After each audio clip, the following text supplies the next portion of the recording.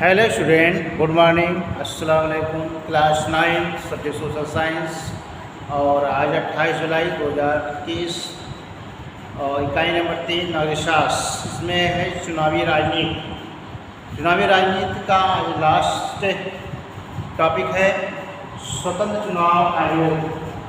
स्वतंत्र चुनाव आयोग ये संविधान के 324 तक है, अनुच्छेद 324 से 344 तक। 324 से 344 में चुनाव आयोग के बारे में दिया गया है। और चुनाव आयोग किसे कहते हैं? भारत में चुनाव कराने वाली संस्था का नाम ही चुनाव आयोग है। इसमें तीन सदस्य होते हैं, इसमें से एक चुनाव आयुक्त होता है जिसको मुख्य चुनाव आयुक्त कहते हैं। मुख्य चुनाव आयुक्त इस समय जो है सुशील चंद्रा है। ये 13 अप्रैल से 2021 से ये कब से ये पद को संभाले हैं? 13 अप्रैल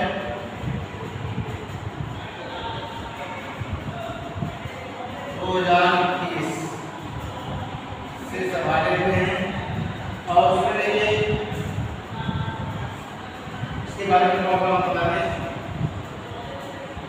भारत में निर्वाचन कराने वाली संस्था का नाम निर्वाचन आयोग या इलेक्शन कमीशन है।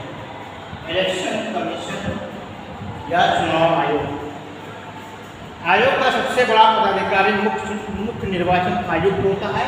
मैंने बता दिया सुशील चंद्रा है, 13 अप्रैल 2021 से। उसके बाद है अक्टूबर 1993 से 2 और निर्वाचन आयुक्त नियुक्त किए जाने लगे, यानी 2 और निर्वाचन आयुक्त थे। ये कब से? 1993। पहले एक ही हुआ करता था, लेकिन अब 1993 से जो है उसके 2 और सहायक हो गए, तो उसको और निर्वाचन आयुक्त नियुक्त किए जाने लगे हैं। अब ये 3 सदस्यीय आयोग बन गया है। इसके अतिरिक्त क्षेत्रीय निर्वाचन आयुक्तों सहित कुछ अन्य निर्वाचन आयुक्त भी होते हैं। क्षेत्रीय राज्य से संबंधित राज्यों में भी निर्वाचन आयुक्त होते हैं। निर्वाचन आयुक्तों की नियुक्ति राष्ट्रपति द्वारा 6 वर्षों के लिए होता है। 6 वर्ष, या अगर उसकी आयु 65 वर्ष पूरी हो जाए, 6 वर्ष से पूरा होने से पहले उसकी आयु अगर 65 वर्ष की पूरी हो जाती है, 2 चीजें, 6 वर्ष तक रहेंगे या 65 वर्ष की आयु पूरी कर लेंगे। अगर मान लीजिए 6 वर्ष नहीं हो रहा है और 65 वर्ष की आयु अभी 40 वर्ष हो रहा है, तो 40 वर्ष का कार्यकाल होगा। अगर 65 वर्ष की आयु नहीं पूरी हो रही है तो 6 वर्ष तक ये कार्य करेंगे। ठीक, तो इसमें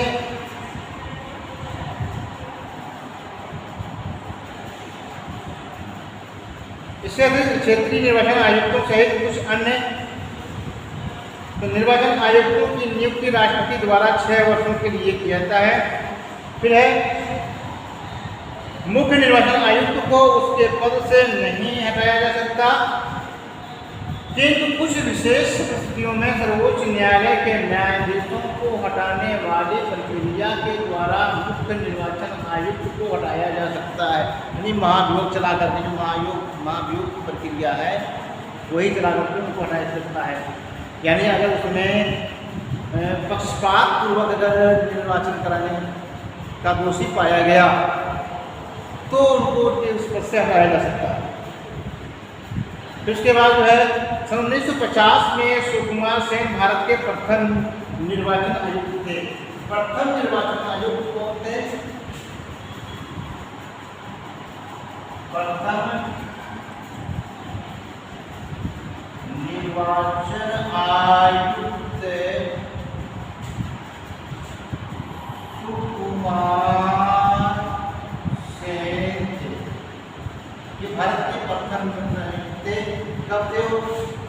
1950। ठीक, उसके बाद फिर देखिए भारत प्रथम निर्वाचन आयुक्त थे। भारत में निर्वाचन आयोग को स्वतंत्र, निष्पक्ष, शक्तिशाली बनाया गया है।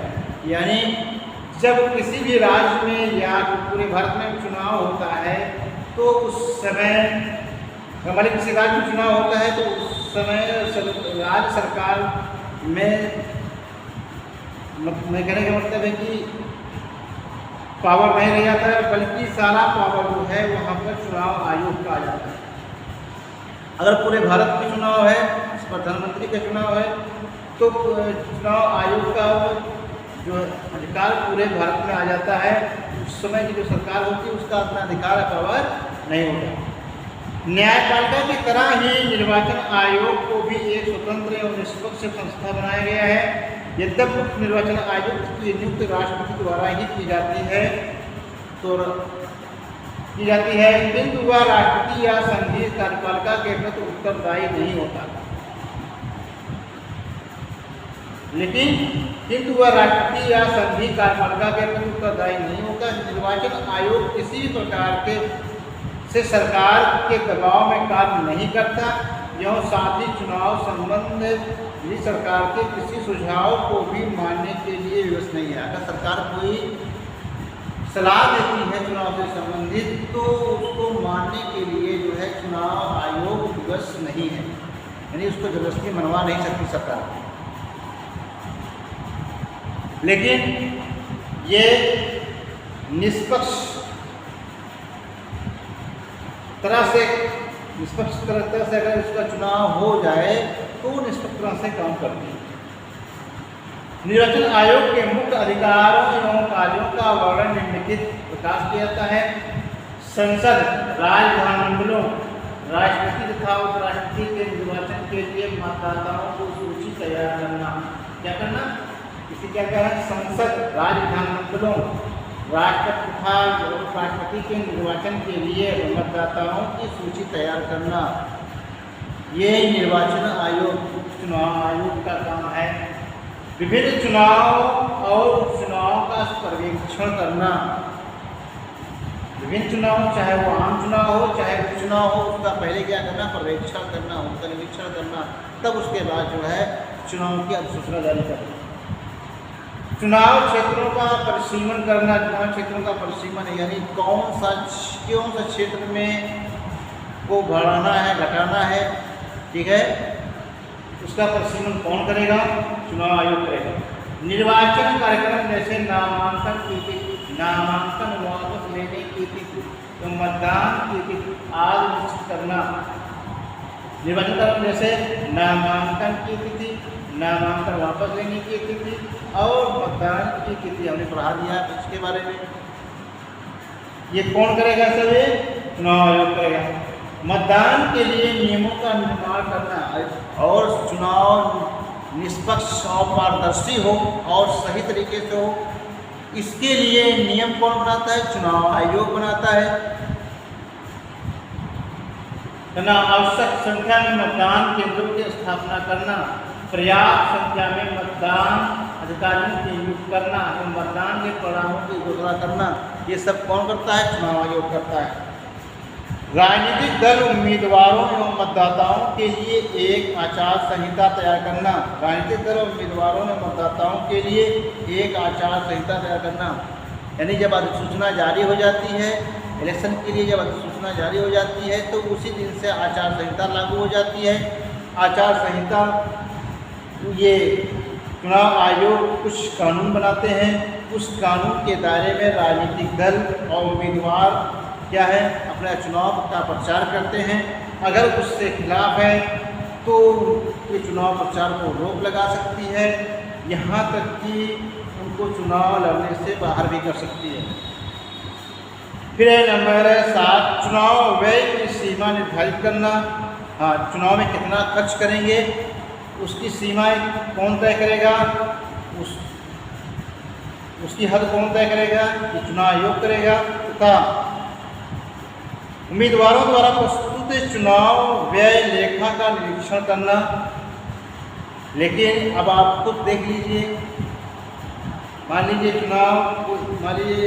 एमएलए का चुनाव है, उसमें जो भी 1 लाख 2 लाख रुपया का चुनाव खर्च है, वही लोग कितना करते हैं? बहुत से ज़्यादा। इस सब ये आम जनता जानती है।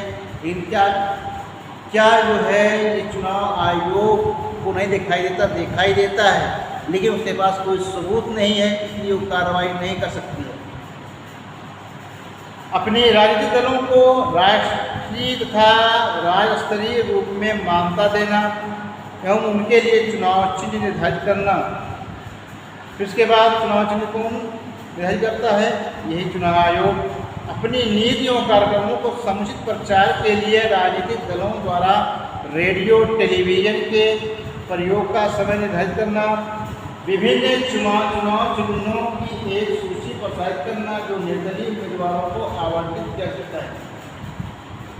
एक राष्ट्रपति या किसी राज्य के राज्यपाल द्वारा भेजे गए निर्वाचन संबंधी विभागों का याचिकाओं को निपटारा करना। ये सारे जो है सभी चीज़ें जो हैं ये कौन करता है? ये मुख्य चुनाव आयुक्त या निर्वाचन आयोग, भारत का मुख्य चुनाव आयुक्त या भारत का इलेक्शन कमीशन करता है। बस आज इतना ही। ये इलेक्शन खत्म हो चुका है। अब मैं अगला इलेक्शन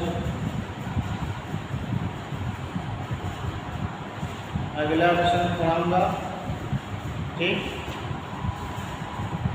अगला इलेक्शन कल से शुरू करूँगा।